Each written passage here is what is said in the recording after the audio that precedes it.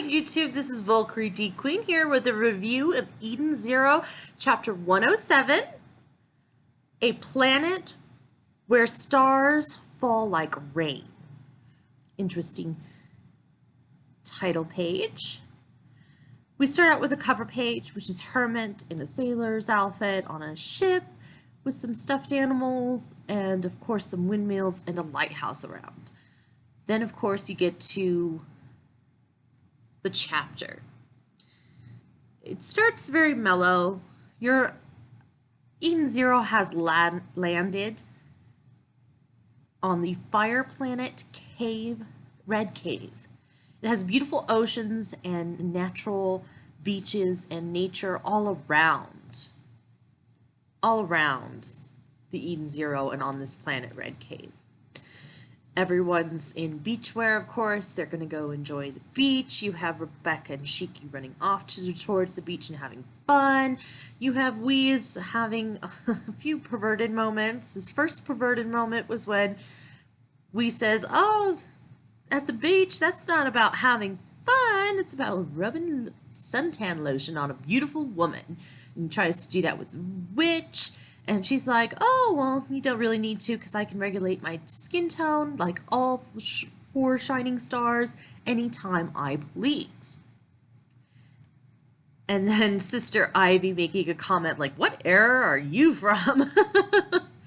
Making jokes at Wise. And then, of course, Homura is training and think that's what's being at a beach is, why Hermit is researching. That's what she thinks what you need to do at a beach. And then, of course, you cut back onto the Eden Zero where Jin and Colleen is.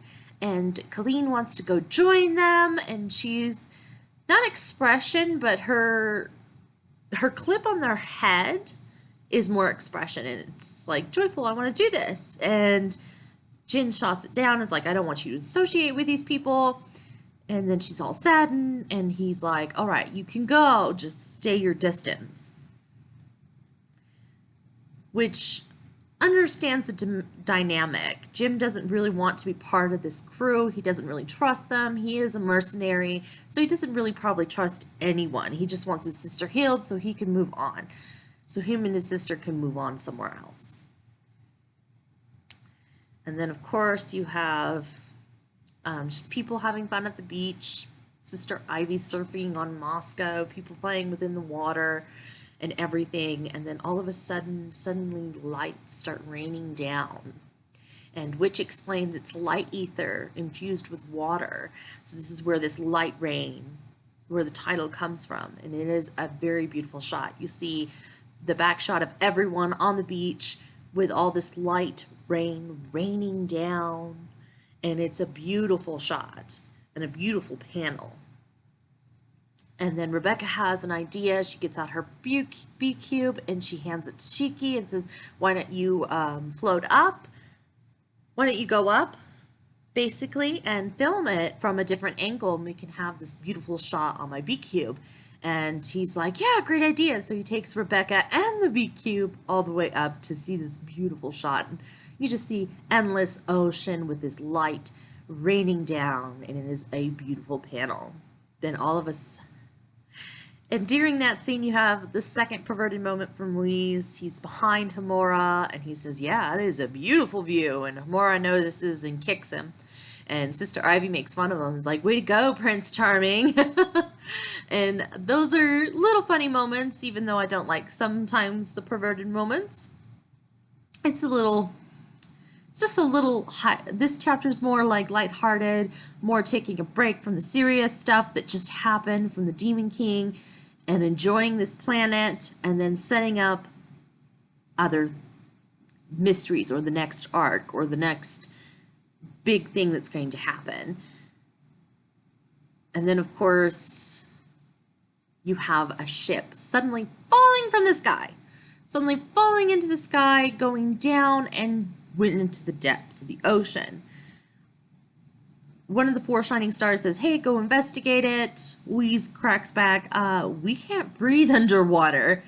And Hermit pulls out a collar saying it is a aqua adapter lacrima. and it can have people breathe and talk underwater. So they put those on, and Homura, Whis, Rebecca, Shiki, Pino, and Happy go diving down under the ocean to investigate this fallen ship. Everyone's having fun. Rebecca's filming. Happy saying, "Oh, don't forget your little cat ears, your costume." And of course, you have Whis picking up a lobster, showing it to Shiki, claiming it's a bug, freaking him out. And there's this back and forth of, "Oh, it's not a bug. No, it's a lobster. No, no, no, it's a bug." Or a lobster's a form of bug. And then, of course, you get to the ship. The hatch suddenly opens. They're concerned. They have an extra lacrima if they need it to put on the person who's ever in the ship. And then all of a sudden,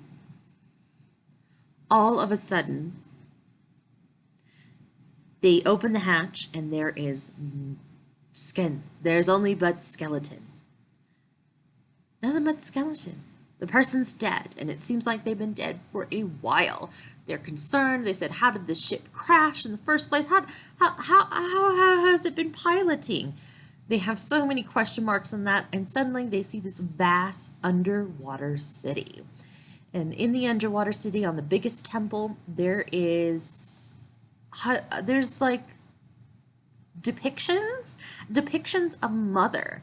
And they say, "Isn't that the depiction of Mother?" when they closer investigate it and going towards the ruins, and that's where the chapter ends. So it really ends on a cliffhanger of, oh my gosh, this is of these ancient ruins that they discovered, and it has depictions of Mother on it. So they may have more information of what Mother is and what Mother does on this planet, the fire planet, Red Cave. It really sets it up. It's just a lighthearted moment to have a little break from the intensity of the Demon King and the pressure of finding Mother, and then of course it turns into a question and sets up the next chapter of investigating these ruins more and finding out what's happening and what Mother basically, who Mother is, or at least some information about Mother. So that's what this chapter is setting up. It's an okay chapter. I would say it's a 3 out of 5. Because there's not much action or anything that's really going on. It's mostly just a setup and lighthearted chapter after intensity from the Demon King and getting past the dragons and just really setting up more of this arc and future saga that's coming in within a different cosmos. So I'm happy about that, and we'll see you next time, YouTube. Please like, comment, and subscribe. Subscribe if you want more reviews of Eden Zero, or more reviews of Black Clover, or even a live reaction of One Piece. And thank you very much, YouTube, and have a wonderful day. Bye!